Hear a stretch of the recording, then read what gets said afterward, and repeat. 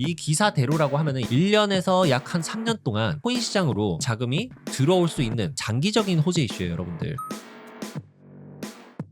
네, 여러분 반갑습니다. 트레이더 원입니다. 오늘 여러분들께 중요한 기사 내용을 좀 가지고 왔습니다. 트럼프 정권이랑 한마디로 연준과의 이제 싸움이 되는 거죠. 이 DOJ가 미국 법무부거든요. 법무부가 연준 의장인 제롬 파월을 상대로 소환장을 이번에 발부를 했습니다. 미국 연준이 워싱턴 DC 본사 건물 레노베이션을 하고 있는 중인데 여기에 지금 들어간 비용이 25억 달러 정도 됩니다. 그거 관련해가지고 작년 6월 달에 의회에서 파월한테 질문을 했었는데 파월 의장이 그때 대답했었던 부분에 대해서 거짓말을 한 것이 아니냐 요런 의문을 제기를 하면서 이게 달러를 믿어도 되느냐 안 되느냐 이 문제가 되는 싸움이거든요. 그래서 미국이 스스로 달러 시스템에 금을 내기 시작했다 이렇게 좀 표현을 할 수 있을 것 같은데 앞으로 몇 년 동안에 달러의 신뢰도가 점점 떨어질 가능성이 커질 수 있다라는 내용이 될 수가 있습니다. 이제 시장에 전반적으로 이제 자금들이 다 어디로 몰리게 될까요? 그렇게 되면 암호화폐 시장으로 들어올 가능성이 굉장히 커집니다. 그럼 결국은 뭐다? 코인 시장의 제일 중요한 이슈이자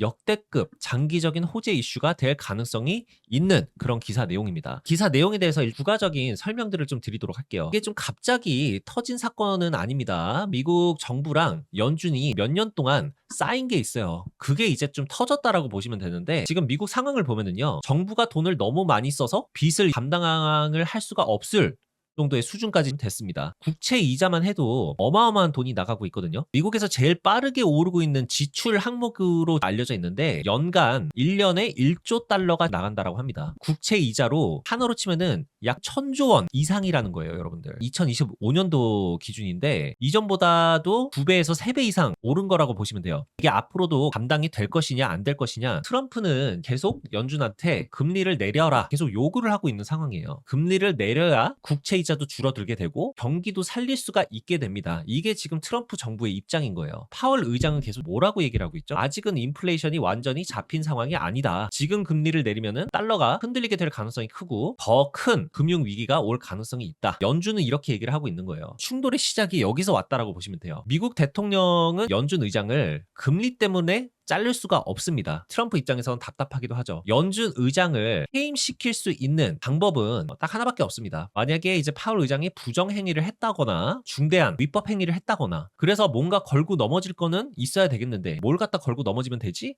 라고 이제 막 찾다 보니까 연준에서 건물 레노베이션 비용으로 아까 말씀드린 것처럼 약 25억 달러를 쓰고 있다. 요거를 가지고 시비를 걸면 좋겠다. 이렇게 된 거예요. 그래서 지금 이 상황까지 오게 된 건데 미국에서 연준한테 씌우려는 프레임이 뭐냐 하면은요. 국민들은 고금리로 대출이자 때문에 퍼덕이고 있는 상황이다. 근데 연준은 자기들 건물에 3조 원짜리 궁전을 짓고 앉아있네? 프레임을 씌우고 있다라고 지금 보시면 돼요. 요런 이제 에키스 건물이 있고 이렇게 생긴 건물이 있어요. 올드하죠? 이 두 개의 건물이 1930년도에 지어진 연준 전체의 중심이 되는 건물들입니다. 지어진 이후로 레노베이션이라는 게 거의 없었어요. 거의 없었고 지금 100년이 다 돼가잖아요. 그러다 보니까 내부 시설도 엄청 노화가 되어 있었고 안전성이라든지 보안 문제나 접근성 뭐 이런 부분에 대한 문제들이 내부적으로는 좀 많았다라고 얘기가 있었습니다. 3조 원 정도 되는 이 자금으로 어떻게 레노베이션을 할 것이냐 옥상에다가 정원도 짓고 인공 분수 같은 것도 만들고 VIP 공간 같은 것도 만들어주고 새롭게 대리석으로 마감 같은 것도 하자 이런 것들이 이제 다 포함이 되어 있었던 거예요. 근데 작년 6월쯤에 청문회에서 파월을 부릅니다. 의원들이 이런 질문을 해요. 당신들이 VIP 식당 같은 거를 만들고 전용 엘리베이터도 만들다라고 하고 대리석까지 깔겠다라고 하는데 니들 그냥 고급 사무 공간을 만들겠다라는 거 아니냐. 한마디로 시비를 건 거죠. 그랬는데 여기서 이제 파월 의장이 이렇게 답변을 해요.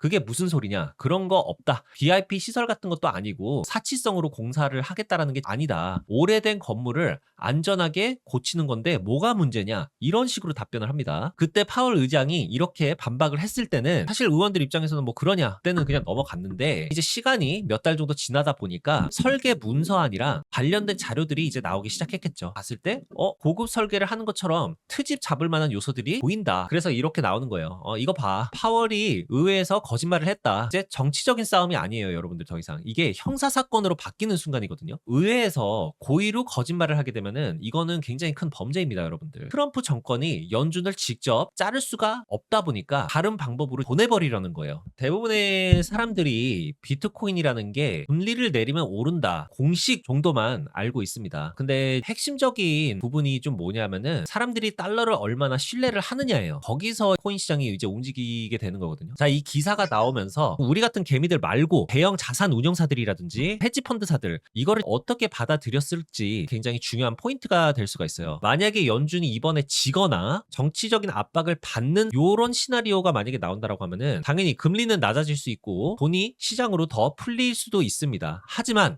달러 가치는 떨어질 가능성이 굉장히 높아진다는 거죠. 그럼 포트폴리오를 어떻게 관리를 하게 될까요? 헤지 펀드사들이라든지 아니면 자산 운용사들 이런 데서는 웬만하면 달러 비중을 줄이고 금 비중을 늘리게 될 겁니다. 국채 비율을 줄이면서 비트코인 비중을 늘리게 될 거예요. 비트코인이라는 건요, 중앙은행이 리스크가 있다고 느꼈을 때 보험과도 같은 겁니다. 중앙은행이라는 것도 정치 때문에 무너질 수도 있겠다라는 생각이 당연히 자산 운용사들이라든지 아니면 헤지 펀드사들 이런 데서는 그런 생각이 들 수가 있습니다. 그래서 시장에서는 비트코인으로 눈을 돌릴 수밖에 없는 상황이 되는 거예요. 이 기사 내용이 오늘 나오고 나서 비트코인이 상승을 어느 정도 보여줬었던 시점이 이 기사가 나온 이후예요, 여러분들. 또 이것도 중요할 수가 있는데 조만간 FOMC 회의가 29일 날 있을 예정인데 연준이 이번에 오히려 정치적인 이유로 어쩔 수 없이 금리를 내려야 하는 상황이 올 수도 있게 된 겁니다. 안전 자산에서 위험 자산으로 시장이 자금이 이동을 한다. 이 과정에서 제가 중요하다라고 말씀드린 게 있었습니다. 은값이라고 말씀을 드렸었는데 은값이 최고가를